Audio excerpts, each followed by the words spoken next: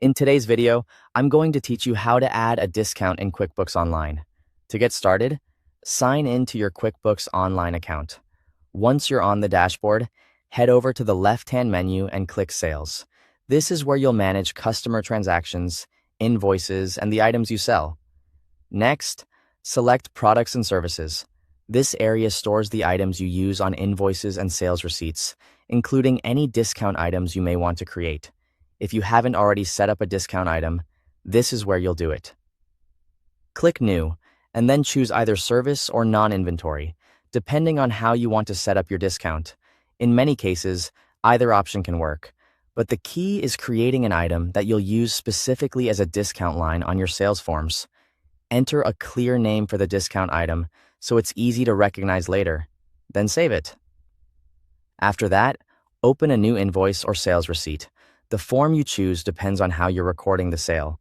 An invoice is typically used when you'll be paid later, while a sales receipt is used when payment is made right away. Now enter the products or services you're billing the customer for.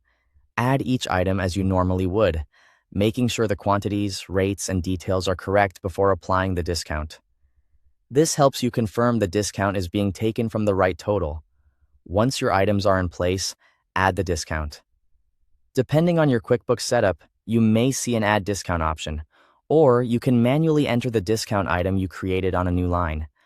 Both methods are intended to reduce the total on the transaction. Next, enter the discount amount or percentage you want to apply. Be careful here to choose the correct value, especially if you're offering a percentage-based discount instead of a fixed amount. A quick review at this stage can help prevent billing mistakes. Then, review the updated total. Make sure the discount has been applied correctly and that the final amount matches what you intend to charge the customer. It's always a good idea to double-check the math and the line details before saving. Finally, save the transaction by clicking Save and Close or Save and Send, depending on whether you want to send it to the customer right away. And that's it. You've successfully added a discount in QuickBooks Online. Thanks for watching.